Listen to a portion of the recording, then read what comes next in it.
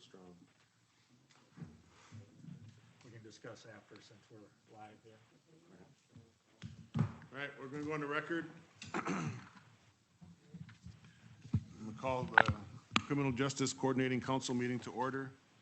It's Monday, June 29th. We're in a large courtroom. We have people participating via Zoom. I'll need them to state their name for the record, and then we'll do attendance so that we can establish quorum. So can we get the people on Zoom to state their name for the record, please? Christopher Channing, District Court Administrator. Attorney Ryan Reed, Public Defender's Office. Thank you. Jeff Schley, Sawyer County Probation Pro. Thank you. Can we do attendance for people in the courtroom? Doug Marotek, Sheriff. Lieutenant Jeff Johnson, Jail Administrator. John Yackel, Circuit Judge. Tom Hoff, County Administrator. Let the record reflect that Bruce Paquette, District Attorney, is also present in the courtroom, but we don't have enough seats or microphones for everybody. James Schlender, on behalf of the County Board, is also present. Record reflect we do have a quorum. Slender? Yes. Yeah. Tweed Schuman here, Sawyer County Board Chairman. Lorraine Gouze, Vice Chairman of the Liquid. Mr. Schuman, you're here in the capacity as the Tribal Governing Board? I am.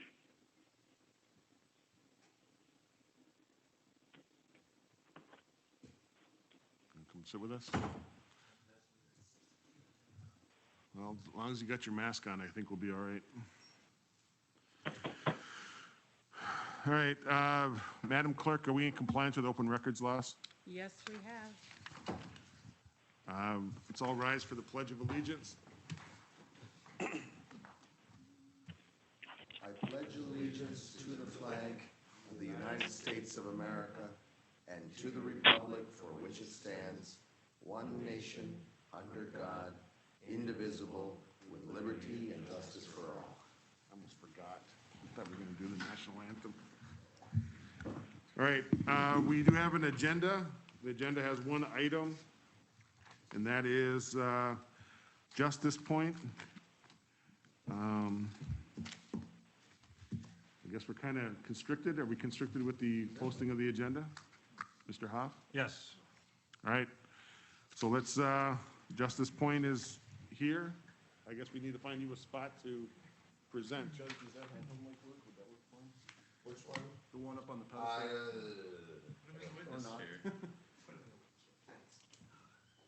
You can use Mr. Hoff, do you mind surrendering your seat to Yeah. Mr. Judge, do you want to sit in your chair? You've got a microphone up there. You could have him sit in the front here and he can use this here too. Everybody wants to give up their chair. You guys are making me feel bad for making y'all come in on a lunch. You can come clerk too. Hello. Can people on Zoom hear me? Chris, Yes. this is John Yackel. Can you hear me? Yes. Judge. Okay, then maybe, would that work too? So we're getting the karaoke version of the Justice Point presentation. Sure. Perfect. So just give me a minute just to get situated. Mr. Chair. Mr. Chair. Can I have a couple words as introduction? All right? Yeah, we have this special meeting of the, it's not actually a special meeting. This is the July meeting, which we moved to today because of the July 4th holiday. But the one item that we have on the agenda is a representative from Justice Point who is here to talk about helping us with our future here with the retirement of our current coordinator, Diane McNamer. Who's put in a lot of good work on this effort over the past couple of years here. But with her retirement, we're looking at what the future looks like. And we've got a couple of very important things going on here in Sawyer County, one being just how we go about our criminal justice program and what the future looks like. We've had a couple of things happen this past year, one being the pandemic and how that affects how we operate, not only drug testing, but other areas of what we need to do in this area. Plus the talk of an additional circuit court and how that plays into it with the potential of needing a drug court in order to get that second circuit court and the other programs that we may want to institute as we look forward to the TAD funding application, which opens up next year too. So we've got a couple of some significant issues as we look to the future. And Justice Point, who we've worked with before in some of the jail data collecting activities, we do have some experience with them and what they can do. And so Nick is here to kind of talk about some of those things and to lend us a helping hand and how we go about looking for the future. So I'll turn it over to Nick. Thank you very much, Tom. And I will, as we had a pre-meeting or pre-conversation a week and a half ago, 2 weeks ago, to talk a little bit about today's presentation. And I said, really, ideally, this is going to be more of a dialogue than me sitting up here presenting ideas. I'll be the first person to say that my knowledge of Sawyer County is obviously vastly lesser than the stakeholders in the room. So really, my job today is more or less to sort of talk and hear the ideas and hopefully pull some pieces where I can connect some dots and make some recommendations at the end. To tell you a little bit about Justice Point, to start out with, because I know some of you may know a little bit more about us than others. Justice Point's a nonprofit organization. We're actually headquartered out of Milwaukee, Wisconsin. We were founded in 2012 on a very small foundation donation to our organization to start looking at criminal justice reform all the way back in 2012. We've grown fairly rapidly since then, and our main focus has been providing direct services to county and municipal governments, anywhere from providing diversion services to what we call pretrial services, which is the screening and assessment of people in the jail, along with jail supervision, individuals who are released on bail or bond. On top of that, we have also expanded into providing substance abuse and mental health services from a case management and holistic standpoint. Sawyer County offered a unique opportunity for us 2 years ago to actually come in and do data capture and data collection in the Sawyer County Jail to sort of get a better idea of who is coming through the jail and hopefully use that information so that you guys can make more coordinated or better decisions using that data.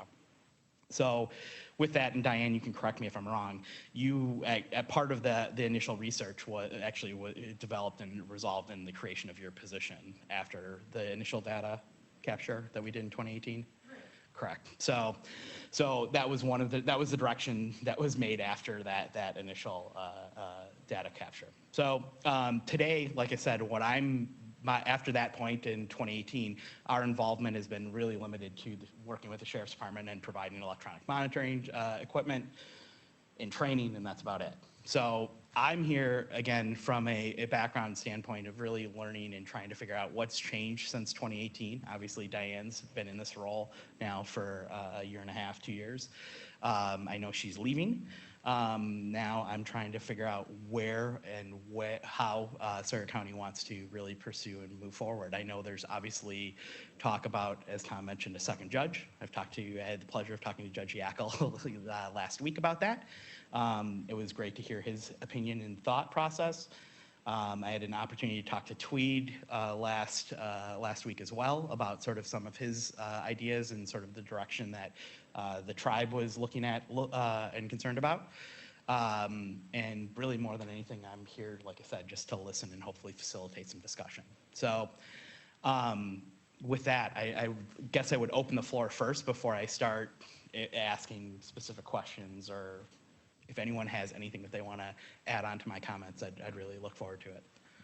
Well, the purpose of today's meeting was to figure out what the transition plan is going to be for Ms. McNamer as she rides off into better stories and better opportunities. And then also figure out what it is that we're hoping to accomplish with this committee going forward. So what are some of the services that Justice Point is able to offer that line up with what the current services are being offered? Sure. And Ms. McNamer, you're probably going to want to get a microphone so that you could kind of, succinctly detail some of the things that you're providing. And then and then find out what we have in terms of the gap, because the plan that we have from the last meeting is that Mr. Schuman and myself would be assisting Mr. Hoff, since the CJCC coordinator position is a staff position with the county. So Mr. Hoff has the responsibility of hiring and staffing that position. Mr. Schuman and I would probably sit on the interviews for the postings once it was done, once it's been posted, and once we conduct the interviews. And then kind of go from there to see what we can do in terms of what the services are. So, Ms. McNamer, if you could detail some of the services that you're providing in your current position, and then Mr. Sainer, you could, I don't know, reciprocate what the services that you have to offer. And then the other thing that we have that's pending, kind of pending in front of us, but we have a funding request to the tribe. We currently have an MOU. The county has budgeted $50,000 for each budget year for this committee, and then the tribe has an MOU with the county to provide $25,000, and it's a 3-year commitment. Next year is the last year of that. We did submit a request for an additional 25 to the tribe, which Mr. Schuman said it's pending. I guess that there's some kind of status that's revolving around that. Of that money that's been budgeted, that goes to the position and then also to the services. So we need to figure out what services we can afford to maintain going forward, and then I guess find out what Justice Point is going to cost to help us with these services, and then, I don't know, prepare for the eventuality that maybe these services won't be there. So, Ms. McNamer, the floor is yours. Take it away. Well, one of my primary jobs to do is to work in conjunction with Circuit Court Judge Yackel on his bail bond testing requirements. And we've had discussions in CJCC before about the need for this and the why of it. And so for that purpose, when Judge Yackel has somebody in front of him with say an OWI, it could be, or it could be simply possession of meth, or it could be some other offense, that he decides that there should be some bond testing if this person is placed out on a low cash bond or a signature bond. And in doing that, that testing is then reported and tracked, and notification is given to the court in form of an affidavit, so that the district attorney, the defense counsel, as well as Circuit Court Judge Yackel is made aware if there is non-compliance. Also within that realm of the job, there are operating after revocation. Say District Attorney Bruce Poquet decides that somebody, instead of sitting them in jail for driving after revocation, maybe part of that might be that they should possibly do, 30, 40 hours of community service in lieu of sitting in jail. So the placement and the tracking of that is something that was required. Community service also was done, not at a very high level, but it still was an intricate part. Also, Prime for Life, which would be a restorative justice-based program for first-time offenders of THC, rather than have them being charged within the CCAP and having that trackability for life of them being charged with a first-time offense of THC or drug paraphernalia. We gave them the option to go to a class of 8 hours, pay a fee, and have that case dismissed.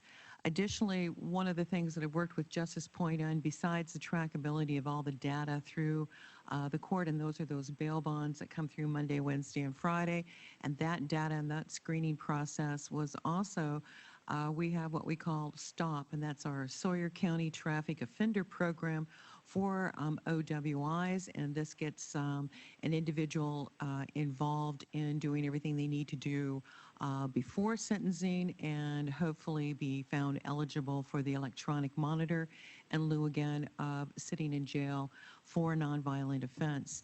So those are all the big ticket items of the coordinator for the CJCC. Excellent. Diane, when you say you're also, are you functioning a role as the coordinator of the CJCC as well as those 4 sort of key elements? Well, I guess that's just the umbrella. Sure. And so that's been that, I guess that would be that my reportability to CJCC of all those items. Gotcha. Okay. So, Let me interject for one Yes, sir. second here. Mr. Schuman and Ms. Gouget, you're still on the line, right? We are. We are. So Ms. McNamer handles the non-tribal bond testing. What is the mechanism in place for the tribal side for the bond testing? Well, I think everyone knows that Tammy Burgum has left us, and we've talked to the health director, Mr. Gary Gerard, and we have given him a directive that, as far as tribal government, we want this to continue Yeah. out at our Bashiki Wellness Center, Very and that he needs to direct, we believe it's going to be our director of CCS, Marie Basty, is going to take over that program. We're just waiting, for the judge or Diane to give us the word that we're continuing that. Yes, because of COVID. Right. If I may interject, all of the bond testing was still under my role. I worked in cooperation with the Bezizik Wellness Center, with Marie, with her individuals for testing. We, as the county, would supply them with the testing mechanisms, but that reportability and everything was tracked by me through the software, through what's it called? Check. I can't think of that. Whatever, the company for the sweat patches, Farm Check. And I would still do that. It would be, again, overseen by this office. They were just kind of making that available for anybody within basically the area. We went geographically. If somebody lived maybe in town or in Sealy or whatever it happened to be, and it was closer to come here, that's where we tested. If they happened to live out in Signor or somewhere on the reservation, it was easier to test there. That was the determining factor of So where if it would someone be. lived in Winter, they could go to the tribal office and get tested? If they were, if the Bezizik Wellness Center was willing to take them, Bezizik Wellness Center was willing to take them. If not, then they would come here. It was really simply to make it as easy as possible, and where could somebody get to in a timely manner to make that happen.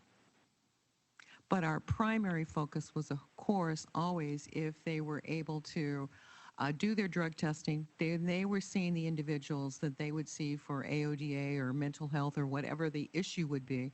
And that was our hope, that they would start to see the individuals that were doing the testing for them. They'd have that interaction. They'd get more quickly involved into the drug-based testing. And of course, looking at sobriety and all the things that the Wellness Center could do for them was, of course, primary. So the thing I was trying to get to was, if we had tribal members who are in this court system and we're trying to get them from being charged out to getting services from the tribe, Ms. McNamer, you're not the one that sends them to get the services. You're the one that does the bond testing for them? I do the bond testing, and we ask them, where would you like to get tested? Who would you see? Of course, I cannot tell anybody where they're able to go for insurance or where, if they wish to go to. But that's where the tribe would come in. That's where the tribe would come in. And Mr. Schuman, you agree with that assessment? I do. And Diane, how many individuals were there? Do you have that number? Well, what we were testing, I would go somewhere between like 75 and 85. It was usually about, let's just say about a 40-40 split. I would have about 40 individuals at any given time, as well as the Wellness Center. And that would be the ebb and flow as cases closed, cases came on. Some people, of course, live out of county. Other people might be doing something with Prevea or something out of Ashland. So typically, we'd see somewhere around, 35 to 40 people at each site. Thank you for the clarification. That was very helpful. And then I just want to follow up. So you said a 40-40 split, Diane. So 40. About that. Yeah. So the 40 folks that are are not connected with the tribe, you were setting up services or working with Sawyer County Services to set up services for those, Well, if possible? I could only recommend, Yeah. because, Yeah. once you get into that insurance and who's eligible and what they're doing, that's really not something I'm familiar with. So I would just, if they chose to go someplace else, then Sure. then that would be fine, as long as they were doing what Judge Yackel wanted them to do, and we had reportability on it. Yeah. And you were able to get reports from treatment facilities about their Yes. engagement, Yes. the level of engagement? Yes. Okay. And then the only other, the other question that I had was about the OAR program with the community service piece. Were those folks that were referred to community-based, community services were based locally in Sawyer County as well, and you have a relationship with those entities, those nonprofit entities? Yes, I've been doing community service since, I think 2004. Sure. And so I have a great deal of listing and where we would place and so forth. So again, trackability and accountability. Okay. And then the other question is, so I'll maybe separate this out into two separate conversations, and feel free to stop me or redirect me if you feel like it's inappropriate.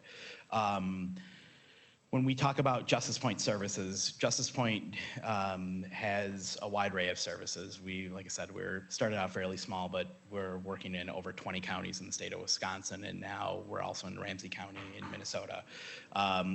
We work predominantly in the pretrial service arena. That's been our largest programs.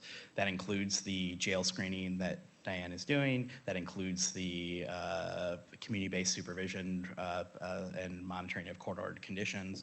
We do that in Milwaukee County, Racine County, a number of counties throughout the state of Wisconsin, and that's actually one of the programs that we're starting in Ramsey County as well.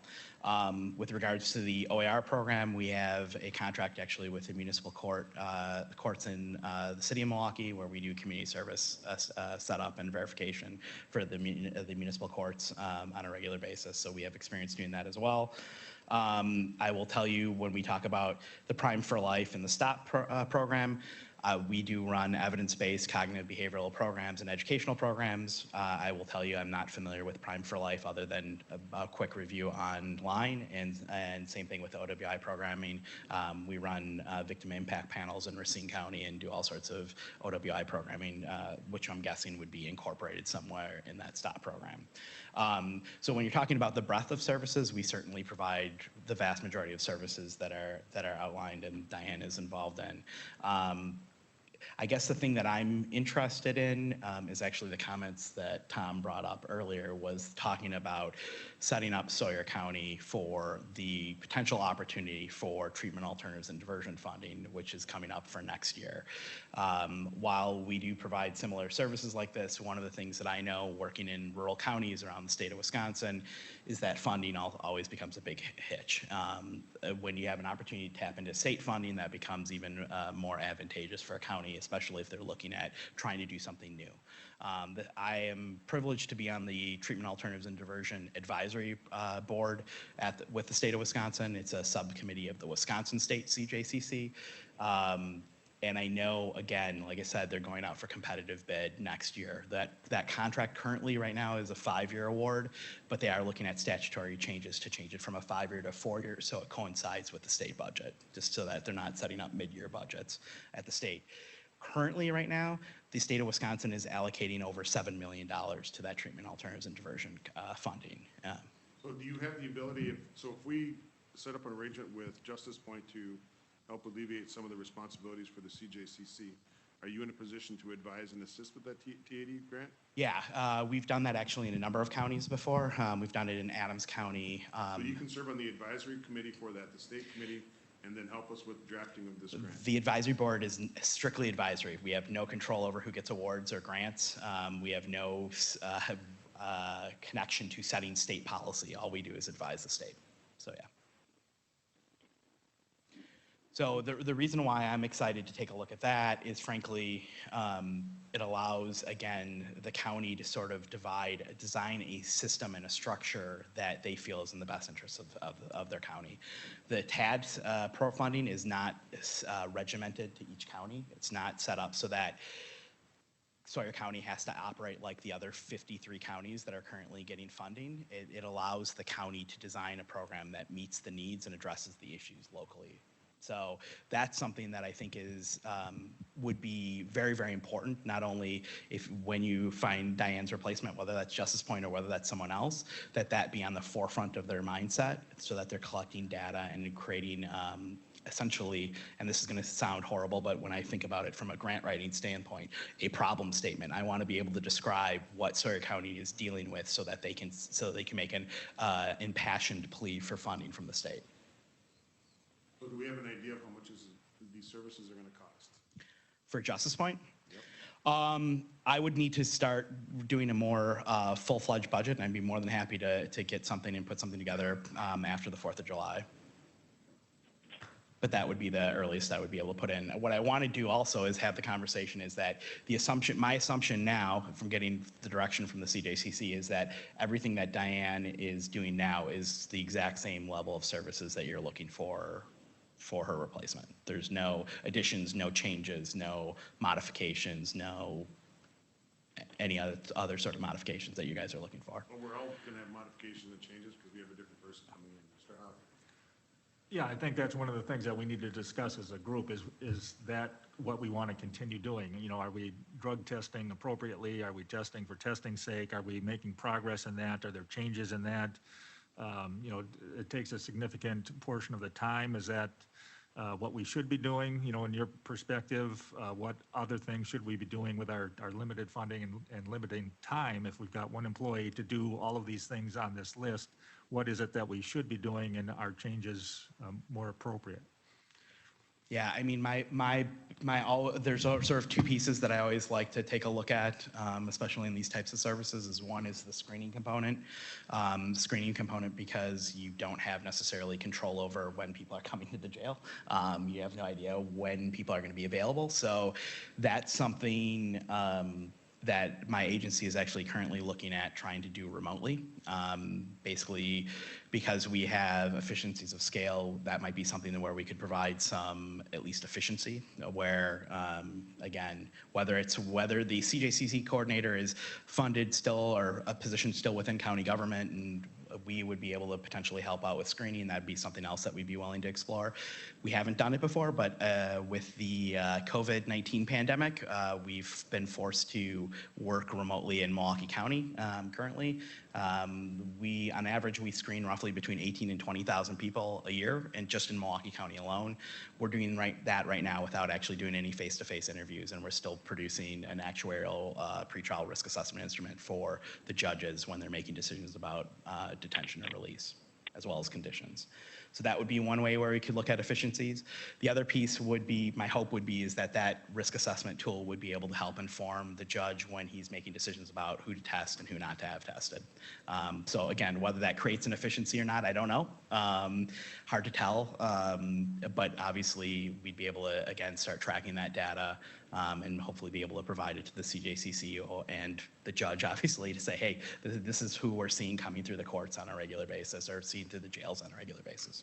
So essentially, and then I'm going to open this up to questions for everybody else. Essentially, what you're offering is that Justice Point has the ability to be the support for the county in the duties and responsibilities that the CJCC coordinator currently has, and may be able to provide some insight or some guidance going forward once that coordinator position is filled. Correct. And that you have a budget number that you think that would apply? Well, what I would do now that I've confirmed that this is the workload and this is the product that the CJCC would like to move forward with, I could supply a budget fairly quickly. Okay, the next thing is you need to make sure, and I know you had a preliminary conversation with Mr. Schuman, you do need to have a conversation with Ms. Gouget and Mr. Schuman, because the tribal needs are still going to be, even though it comes under the circuit court, they have different resources and probably different needs that need to be calculated into whatever the expected outcome is going to be, which would alleviate some of the county's financial responsibilities. When do you think you can have your budget proposal put together? I could have it done probably by the end of next week. That'd be after the 4th. Is that acceptable? Yes, we have, I don't know if you can't say yes, make you come back in on the weekend or something, but. So with that being said, is there, So what do we have? We have the tribe on the phone, we have probation, and we have public defender. Is there any questions from the people on Zoom? Yeah, we do, Mr. Chairman. The tribe here, Tweed and Lorraine. Nick, per our earlier conversation, really appreciate, though, your time and effort and coming to visit us. I think this is a huge win-win for us. As we mentioned earlier, the tribe is really looking to cut into that incarceration rate of our low-risk offenders. And these are people, you know, whether it's the first time or drug paraphernalia or THC offenses, that we really need to look at diversion, treatment, counseling, bail bond testing, whatever it is, so these folks don't sit in jail, you know, pre-trial or waiting to see a public defender, waiting for their sentence. Maybe they don't have anyone that can come up with that bond money. That's doing nothing but increasing recidivism. The longer they sit in jail, the worse it becomes, and the higher risk they become. So I think you heard from Lorraine and I earlier, but that is a big player here. Plus, you know, when I put my county hat on, we want to lower incarceration rates so that our jail is not full all the time. That is not the direction we want to go. So now I'm going to let our Vice Chair, Lorraine, say a few words. I wanted to add, I was just briefly updated on this issue from that report that was had in 2018. Maybe I didn't catch that before, but I did. It was clearly made to me today. And with that report and what it had shown the county and the tribe, the incarceration rate of Native people, what's happening in the system, how these issues are surfacing more and more, and what we've seen now, what happened in Minneapolis. I'm tying this together for a reason, because we have to address this. This is serious, and we need to make sure things are equitable, fair, treated all the way across the board that way, and that we address what we're seeing. And I'm not blaming the system for what we're seeing with our people. Our people need help with the addictions we're seeing, alcoholism, mental health, those issues. So any way we can address them and support those things is very critical.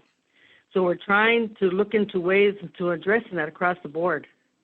But this approach we're using here, and Diane, I want to thank you for what you have done to help us in those ways, to working with our people to address the things that we are seeing in a way that we're trying to make those changes now. And when that report came out, I'm sure those who are on the board were alarmed and seeing now, okay, this is where we're at. It's important that we are proactive and we do something about this now and keep moving forward. One of the tribes, because we have interaction with tribes throughout this whole pandemic, all the things are happening, and we're trying to support each other and stay strong. But other tribes addressing, like I said, the issue that happened in Minneapolis, more cultural sensitivity training, more make sure no excessive measures are taken when there's arrests being made. So they're being more proactive. And that's what we need for our county. You hear the reports, you hear people speaking, you hear them addressing, taking care of our people. So when we have a high rate like that of Native people in that county jail, we need to do things to address that. So I would like to keep working closely with this. I appreciate the Justice Point system program. Continue with Diane's position there. We need to make sure the person there can step in those shoes and continue to take us in that direction. And hopefully our community will become healthier and that we are able to see those decreases in those numbers. And all of us have a piece in this. All of us are very important here. So I appreciate everybody's part that they have. Thank you. Mr. Reed or Mr. Slade, do you have any other questions for Mr. Sainer or any comments?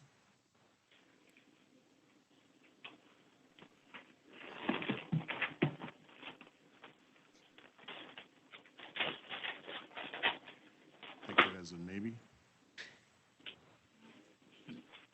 Hold on. All right, Probation. well, I'm going to move on to questions on the floor. Judge?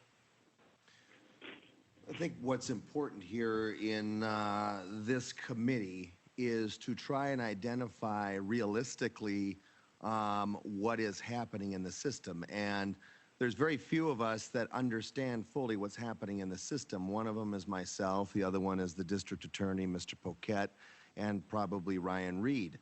I heard Mr. Schuman talk about the incarceration rates for drug paraphernalia and THC, and I don't know the last time somebody was put on a cash bond because they had a drug paraphernalia charge or a THC charge. Even on most of the possession of methamphetamine cases, there is a certain number of them that are getting signature bonds. We're talking about hardcore use of methamphetamine and heroin. We're talking about dealing with methamphetamine and heroin, whether it's 1 to 3 grams, 3 to 10 grams, 10 to 50 grams, or above 50 grams of whether it's meth and heroin.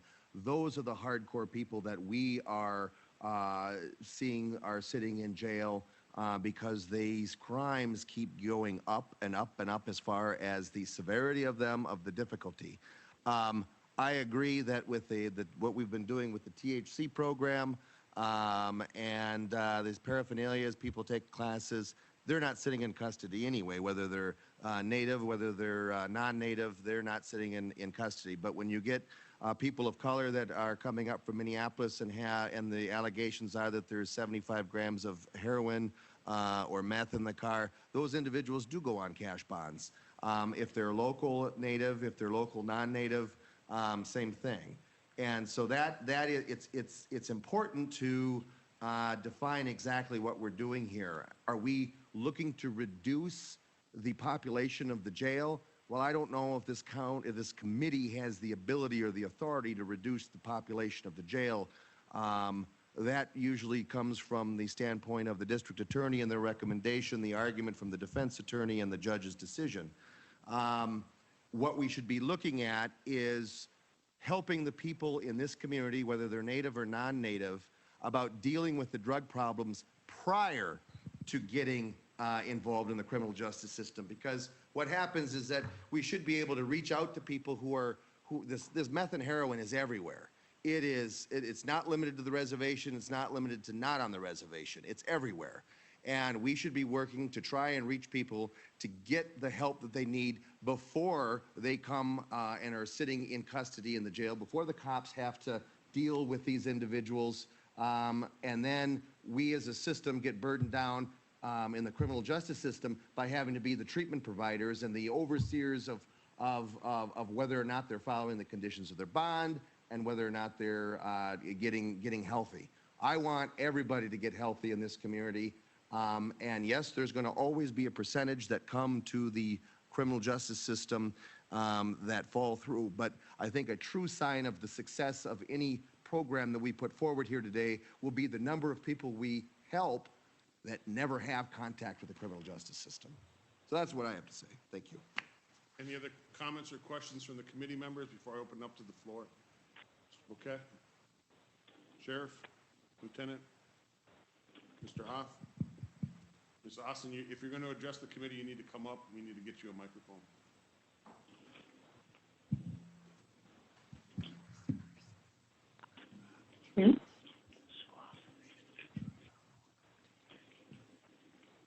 Thank you.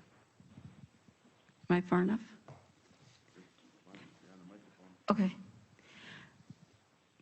I'm interested in finding out what the gaps are. Even though Diane is retiring, we know that she has worked on the bail bond requirements. We know that she's been involved in the STOP program and is an expert in community service outreach. But there are so many things that we also need to look at in terms of what the gaps are before we can even find some solutions. And if the offering of contract services picks up Diane's work, we still need to go forward. We still need to find some solutions. And if the county is going to apply for funding through the state, we need to do more than what we're doing now. And we need to find out what the other services in the community from the tribal side can be. I know that there is a need for reaching out and working together. So I just hope that whether it's a MOU or whether it's a joint application for Wisconsin funds, I think we need to find new ways to work together. So in identifying what the gaps are, we need to find those solutions and see what can be done together. Thank you. I agree. And that's a conversation that Mr. Sainer will have pending the outcome of this motion with Tribal Services. Any other comments or questions for Mr. Sainer? All right, Mr. Hoff, we have a discussion of possible action. What is it that you're looking from this committee? Well, I think, we've had some good discussion. There was also, Diane's original job description and other related duties that we sent out as well. And if there's any other questions or comments about after reviewing those, the lady who just spoke also identified, what are the gaps? What is it that we should be doing that is not listed on those job descriptions? That's part of the reason, what do we look for in a person going forward? What kind of qualifications or needs are we wanting to fill before we hire a position? And if Justice Point can fill that gap while we analyze that, that's great. If not, we've got some holes to fill. It's not just Diane, it's also, the loss of Dick Welsh, who was helping on the jail side. So we've got two holes that we're trying to fill here. So the judge also mentioned, 3 individuals who are intimately familiar with the processes and what needs to happen from their perspective. And that's why I think it's important, to get this group together so that they can share that knowledge and help us come up with solutions and programs that will help us in the future to help these people and keep them out of the criminal justice system. Judge. I understand and support everything that you're saying, Mr. Hoff. The 3 that you mentioned can obviously give our perspective from the criminal justice system, from the courtroom, and how things are interplay, how things interact and play off of each other. The one thing that I urge everybody to understand and question here, we as a group can quadruple the amount of time that we put to this. We can provide services. We can do all of these things. I mean, the question that is in front of me right now that has been there for years and is going forward, I've never had it answered, is what is effective services, effective treatment for this scourge of meth and heroin? That is no matter, whether we fail or we don't fail, when you're talking about looking for somebody to replace Diane, we need somebody who doesn't come in with a false sense of, well, we're gonna have these successes, because in dealing with everybody across the state in this issue, that is the difficulty. People say, oh, well, we're gonna provide services. Whether it's Sawyer County, whether it's Dane County, whether it's LCO, we're going to provide services. And that creates an idea in someone's head that, oh, well, services, that's going to take care of the issue. And this is a tremendously difficult issue. We see people all the time come through here. We support them. I tell them, you know what, if I knew you were never going to use meth and heroin again, I would gladly dismiss this case. And we see the recidivism over and over again, not because they're bad people, not because they don't care, not because there's not people helping them in the community. It is an incredibly difficult thing to do. And I don't want any false assumptions that, well, if we just spend services, we're going to do it. This is an all-out war against something that is destroying our community. So that's, so everything what you just said, I support. Just wanted a little bit of clarification from my point of view on that. Thank you, Mr. Hoff. All right, a couple more comments, and then we're going to close the discussion on the matter. Sheriff? I know we've talked a lot about, in the future and long-term or future issues of concern. But one thing that I want to bring up and make sure that we have things tied together short-term, with Diane leaving here tomorrow, being her last day, are we set to make sure that the court-ordered drug testing and everything is in order? There has been no testing. Okay. And so there, I guess, just to make sure that everyone's clarified on the same page here, when the COVID-19 outbreak came in, Diane and I had a discussion. Obviously, she was at risk of being exposed to people. We didn't know where it was going to be, so we shut it down.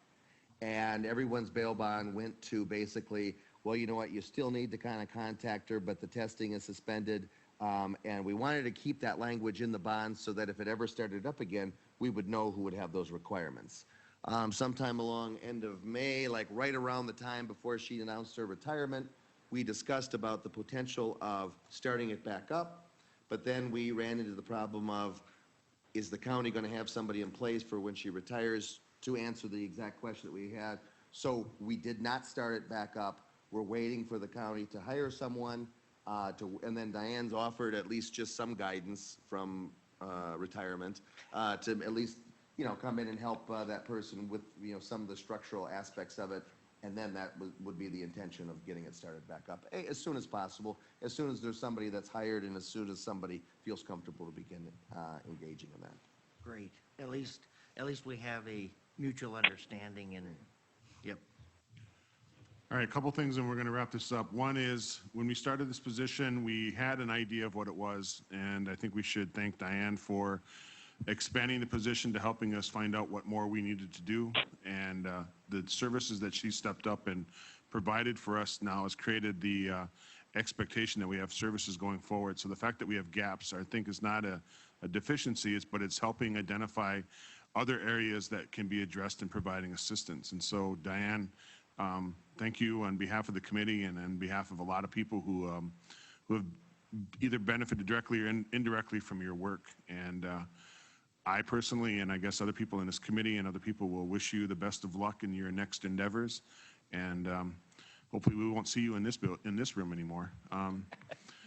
The next thing is, for the purpose of this discussion, I will entertain a motion to make a recommendation to the Surrey County, I guess, administrator in terms of offering or extending services or accepting an offer of services from Justice Point for the purpose of the criminal justice coordinator position. What we need is a recommendation for Mr. Hoff to do this. That's why we brought this guy in, to kind of lay out what his services are. We're a non-binding committee, so we can't really make him do anything, but if we give him a motion from us in our meeting, then he has something to, you know, look at, you know, late at night when he's, you know, wondering what other things he could do for the county. And then he knows he has support of the CJCC when he enters into contract discussions regarding the fees. So entertain a motion from the body to make an offer or, you know, open discussions with Justice Point for services for criminal justice coordinating. Yep. I'll make that motion. I'll make I have that a motion, from Mr. Chairman. Lieutenant Sweet. Johnson. I have a second by Mr. Schuman. In discussion, any discussions on this motion? Hearing none, all in favor indicate by saying aye. Aye. Any opposed? Any abstentions? Motion carries. That concludes this meeting. We are going to adjourn. Diane, I wish you the best of luck. Good luck, Diane. Request for everything you've done. Take care.